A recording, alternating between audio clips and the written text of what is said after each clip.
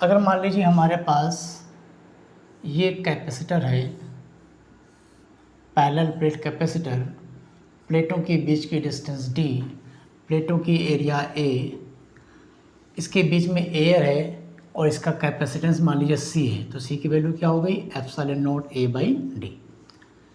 अब कह रहा है इसके प्लेटों के बीच में आधे पार्ट में मान लीजिए ये आधा हमने किया और इस आधे पार्ट में हमने एक डाइलेक्ट्रिक मीडियम भर दिया जिसका कांस्टेंट k है।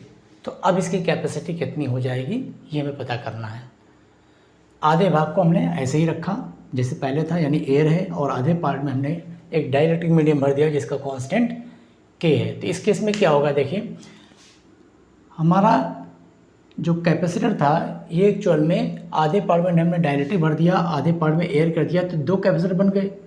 और ये दोनों कैपेसिटर में प्लेट के बीच की जो डिस्टेंस है उसको हमने डिवाइड नहीं किया, प्लेट की एरिया को डिवाइड किया है। ये a/2 और ये a/2, इस कंडेंसर को a/2 एरिया मिल रही है और इस कंडेंसर को a/2 एरिया मिल रही है।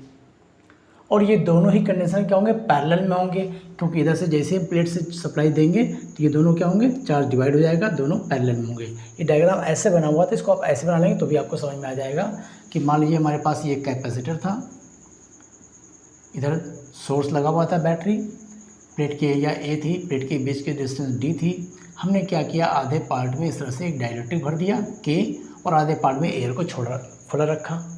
तो इस केस में अब हमारे पास आंसर क्या आएगा, तो देखिए ये दो कैपेसिटर बन गए, दोनों पैरेलल में है। ऊपर वाले का अगर आप कैपेसिटेंस निकालेंगे तो हो जाएगा एप्सिलॉन नॉट के, एरिया ले लेंगे a/2 अपॉन प्लेट के बीच की डिस्टेंस d। नीचे वाले का अगर वैल्यू निकालेंगे तो ये आ जाएगा एप्सिलॉन नॉट, इसमें डायरेक्टली नहीं है, एयर भरी हुई तो k लिखना नहीं है, एरिया हो गई a/2 और d। और ये दोनों पैरेलल में है तो इक्विवेलेंट हमारा कितना बना, दोनों को जोड़ लिया जाए C1 + C2, तो देखिए एप्सिलॉन नॉट a/2d इतना तो कॉमन में आ जाएगा और आपके पास बचेगा k+1, जिसमें से एप्सिलॉन नॉट a/d ये क्या था, ये पहले हमारी कैपेसिटी थी c। तो हमारा अब जो इक्विवेलेंट आंसर आया वो आया c/2 k+1, ये आंसर हो जाएगा। तो प्लेटों के बीच में अलग अलग डाइलेक्ट्रिक मीडियम भर के भी हमने क्वेश्चन को लगाया। अब देखिए अगर दो अलग अलग हमने मीडियम भरे आधे आधे पार्ट में, एक ही मीडियम भर दिया आधे पार्ट में। अब मान लीजिए हमारे पास तीन डाइलेक्ट्रिक मीडियम हैं और तीनों को इक्वल पार्ट में भरना हो तो क्या होगा। ये हमारे पास एक पैरेलल प्लेट कैपेसिटर था, इधर ए पॉइंट से जुड़ा हो, इधर बी पॉइंट से मान लीजिए जुड़ा है, सेल से सप्लाई किया गया था। अब इसको हम लोग तीन इक्वल पार्ट में डिवाइड कर लिए। इधर हमने K1 मटेरियल भर दिया, इतनी दूर में हमने K2 मटेरियल भर दिया और इतनी दूर में हमने K3 मटेरियल भर दिया। अलग अलग तीन तरह के अलग अलग मटेरियल भरे हुए हैं। तो इस बार क्या, इस बार वही चीज़ है कि प्लेट के बीच की जो डिस्टेंस थी उसको हमने कहीं डिवाइड नहीं किया।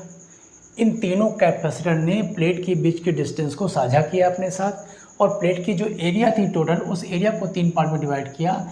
a/3 एरिया इसको मिली, a/3 एरिया इसको मिली और a/3 एरिया इसको मिली। और ये तीनों कंडेंसर जो तैयार होंगे ये तीनों पैरेलल में होंगे, तीनों का सम होगा। तो एक एक करके सबको निकाल के सीधे सम कर लीजिए। तो इक्विवेलेंट हमारा हो जाएगा C1 + C2 + C3। C1 की वैल्यू हो गई epsilon not K1 a/3 upon d plus epsilon not K2 a/3 upon d plus epsilon not K3 a/3 upon d, epsilon not a/3d आप कॉमन ले लीजिए, K1 + K2 + K3। और अगर पहले इसकी कैपेसिटेंस आपको दिया हो C तो इसकी जगह पे आप C नोट कर लेंगे, तो यही आंसर आपको बन जाएगा C/3 K1 + K2 + K3। ऐसे आंसर दे देंगे। तो दो मटेरियल भरे हो इक्वल पार्ट में, तीन हो चार हो, ऐसे कोई भी हो, सबका तरीका एक ही है। अब इसमें थोड़ा सा एक क्वेश्चन ये हो सकता है कि हमारे पास जो तीन मटेरियल थे उन तीनों को अगर हम इस हिसाब से फिल करें कि सपोज़ के लिए हमारे पास डायरेक्ट एक कैपेसिटर है, सोर्स इधर ए लगा, एक प्लेट से जुड़ा हुआ है, इधर वाली प्लेट बी से जुड़ी हुई थी, एरिया ए, डिस्टेंस डी, सब कुछ वही है। इस बार हम इसमें तीन डाइलेक्ट्रिक मीडियम भरेंगे, लेकिन कैसे भरेंगे, इसमें पहले बीच से हमने पार्ट डिवाइड किया, नीचे वाले पार्ट में कोई एक मटेरियल हमने भर दिया जिसका डाइलेक्ट्रिक कांस्टेंट मान लीजिए K3 है, और जो ऊपर वाला पार्ट है इसके हमने दो पार्ट ऐसे कर लिए। आधे पार्ट में हमने भर दिया K1 डाइलेक्ट्रिक और आधे इधर वाले पार्ट में हमने भर दिया K2। अब इस केस में क्या आंसर आएगा? तो इस केस में देखिए, इन दोनों कैपेसिटर की बात की जाए तो इन दोनों कैपेसिटर ने बीच के डिस्टेंस को अपने शेयर किया है d/2 और d/2। इधर वाले ने भी d/2। इस वाले कंडेंसर को एरिया पूरी मिल रही है और इन दोनों को एरिया भी आधी आधी डिवाइड हुई, a/2 और a/2। तो यहाँ पर 3 कैपेसिटर बन रहे हैं जिसमें से ये दोनों कैपेसिटर पहले आप पैरेलल में जोड़ेंगे और इन दोनों का जो रिजल्ट होगा वो रिजल्ट इसके साथ सीरीज होगा क्योंकि ये अगल बगल बनेंगे दो। तो सॉल्व करिए, पहले C1 निकालते हैं। C1 की वैल्यू ε0 K1 a/2 और प्लेट के डिस्टेंस को भी शेयर किया गया है d/2। तो ये बन गया 2 से 2 कैंसिल ε0 K1 a/d। ठीक, C2 की वैल्यू इसी तरह से निकालेंगे, सेम ऐसे ही आएगा, बस K1 की जगह पे K2 हो जाएगा। तो सीधे ले दे रहे हैं ε0 K2 a/d।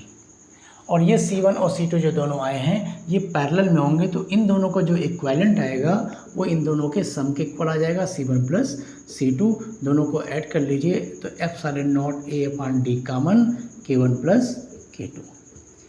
ये तो इन दोनों की बात हो गई। अब जो तीसरा वाला है इसका कैपेसिटेंस अगर निकालेंगे तो ε0 K3 a/2 और प्लेट के रेजिस्टेंस d/2, तो इसका भी वैल्यू वही आ गई ε0 K3 a/d।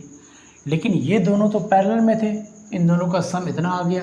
अब ये जो रिजल्ट आया है उस तीसरे वाले के साथ पैरेलल होगा, तो टोटल इक्विवेलेंट हमारा जो आएगा वो आएगा ε0 a/d K1 प्लस K2 और प्लस इस तीसरे वाले को हम ऐड कर लेंगे।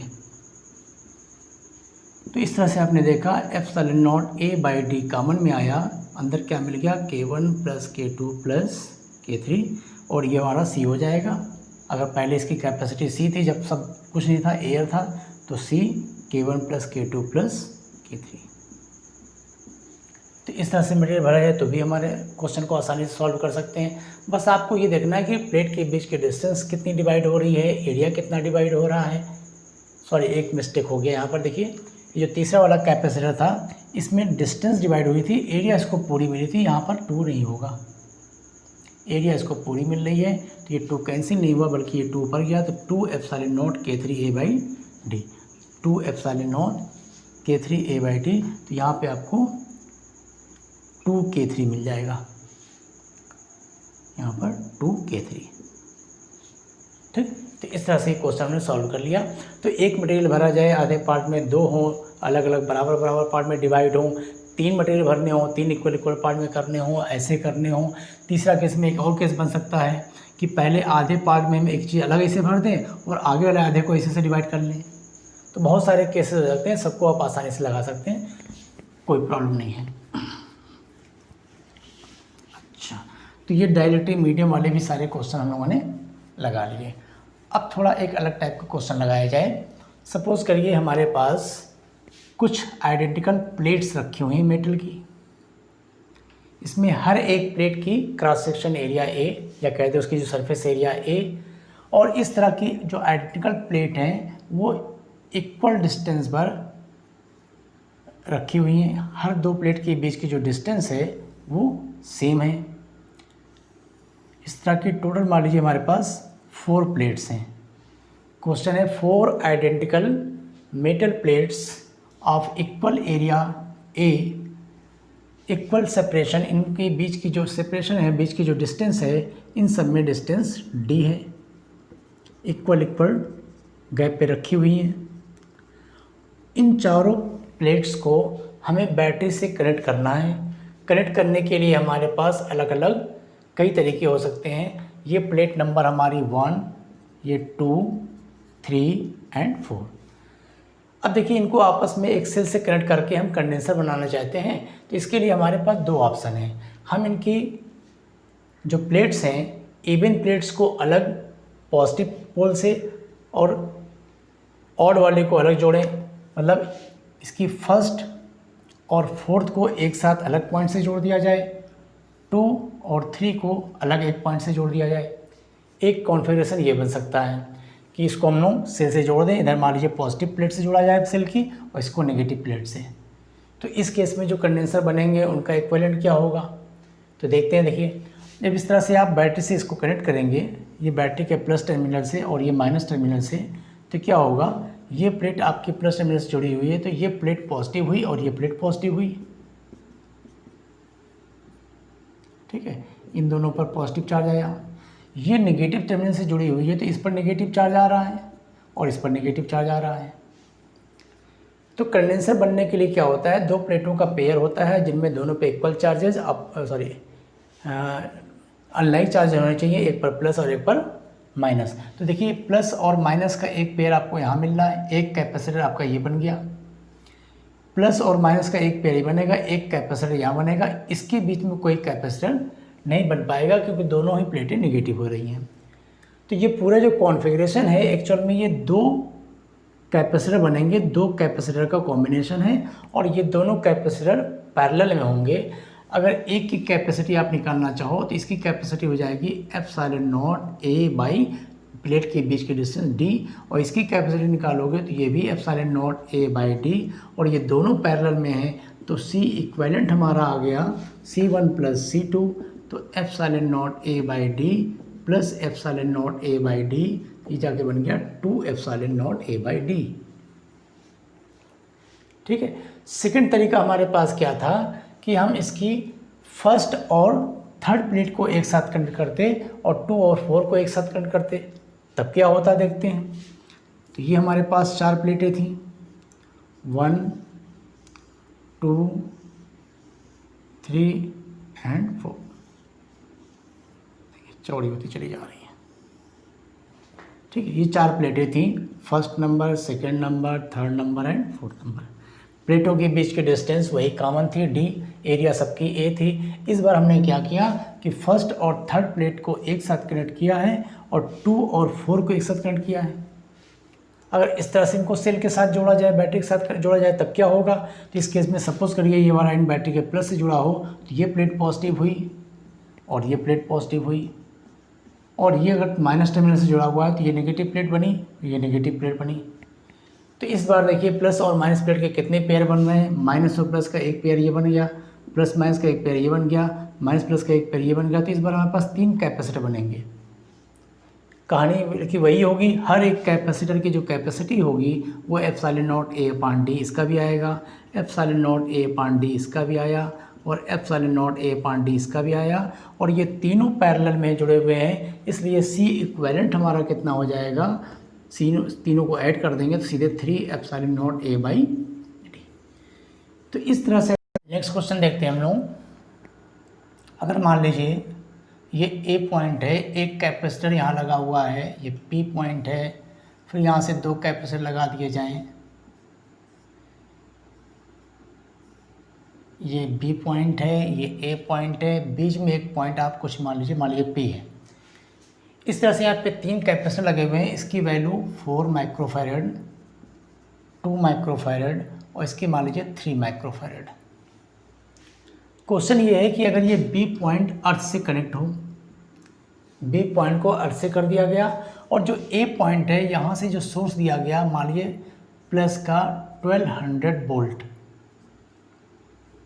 A पॉइंट को 1200 वोल्ट पर रखा गया है और B पॉइंट को अर्थ से कनेक्ट कर दिया गया है।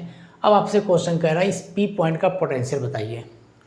तो क्वेश्चन है potential at P is equal, option दे दिया जाए आपको 100 वोल्ट, 200 वोल्ट, 300 वोल्ट या 400 वोल्ट, मान लीजिए डी है मान लीजिए 600 वोल्ट।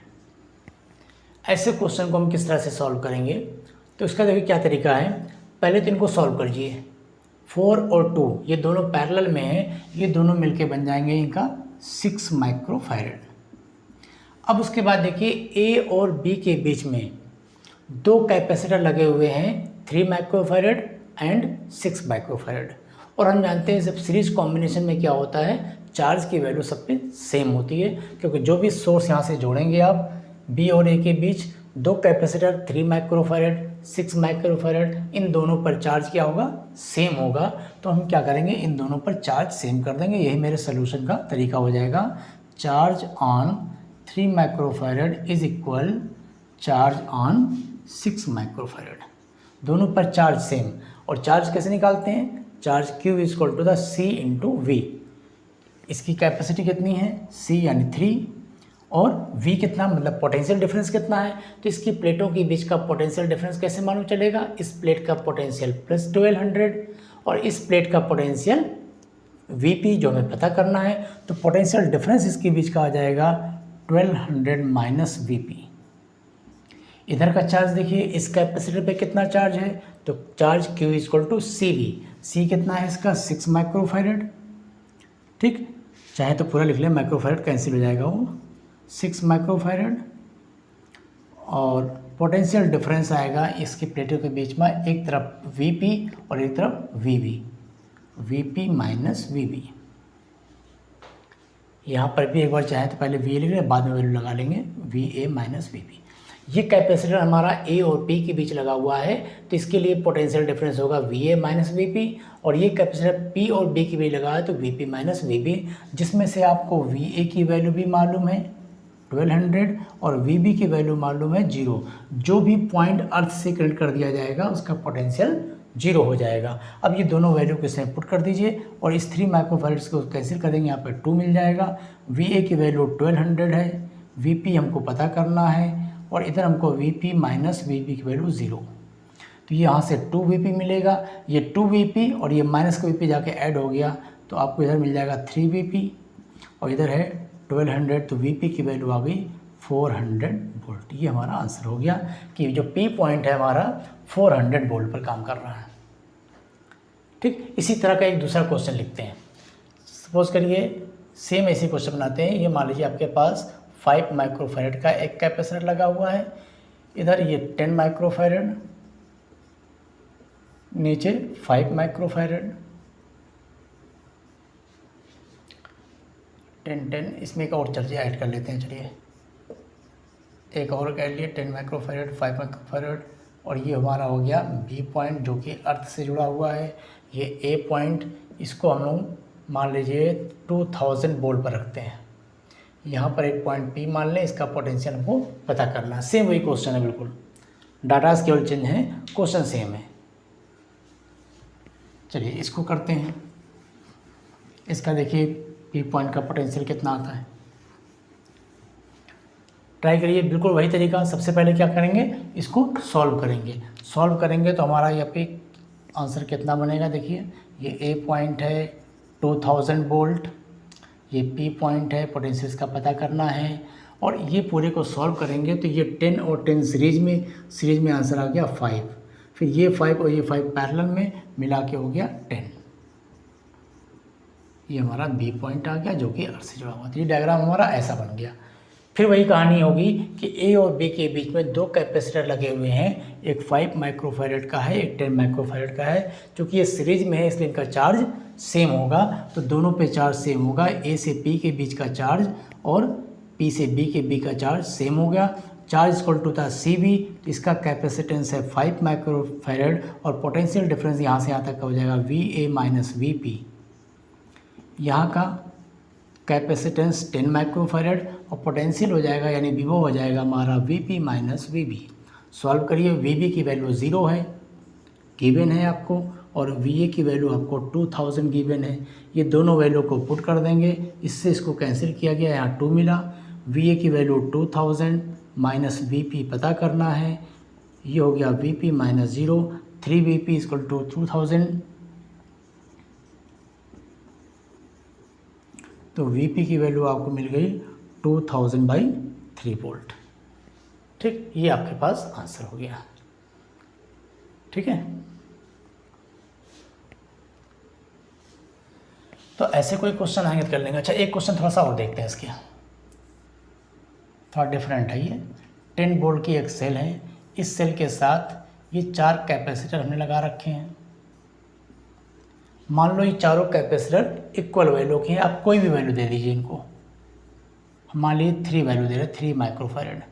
ये 4 कैपेसिटर जिनमें सबकी वैल्यू 3 माइक्रोफैरड है, एक 10 वोल्ट की बैटरी से कनेक्ट है।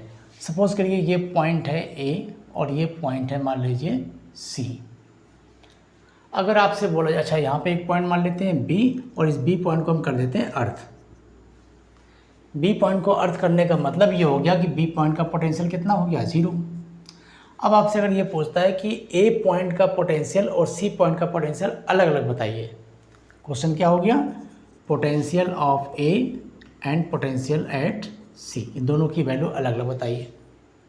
कैसे सॉल्व करेंगे, देखिए क्वेश्चन में दिया क्या क्या है। एक तो दिया है बी पॉइंट का पोटेंशियल 0, यानी बी की वैल्यू 0 हो गई। दूसरा हमको ये पता है ए और सी का जो कनेक्शन किया गया है वो सोर्स क्या है, 10 वोल्ट, यानी ए और सी के बीच का जो विभवांतर है, जो पोटेंशियल डिफरेंस है वो 10 वोल्ट है, यानी वी ए माइनस वी सी की वैल्यू 10 वोल्ट दे रखा है इक्वेशन नंबर 1। हमको इसकी अलग अलग वैल्यू चाहिए, तो इसके बीच का एक इक्वेशन हमको और मिलना चाहिए। तो उसके लिए देखिए फिर वही तरीका अपनाएंगे, ए से लेकर बी के बीच में ये 2 कैपेसिटर हैं, दोनों सीरीज में, वैल्यू इसकी कितनी आ जाएगी, 3 ऐड करेंगे तो 1.5 और इधर ऐड करेंगे तो ये भी 1.5। दोनों तरफ का कैपेसिटी इक्वल और दोनों तरफ हम जानते हैं सीरीज में लगे हुए हैं, ए से लेकर सी तक पूरा क्या है, सीरीज। यही तरीका अपनाएंगे, सीरीज में चार्ज सेम होता है तो इधर का चार्ज और इधर का चार्ज सेम हुआ। इधर की कैपेसिटी कितनी आई, कैपेसिटी आई 1.5 microfarad. Potential difference V A minus V B is equal, इधर का capacitance 1.5 microfarad, potential difference V B minus V सी।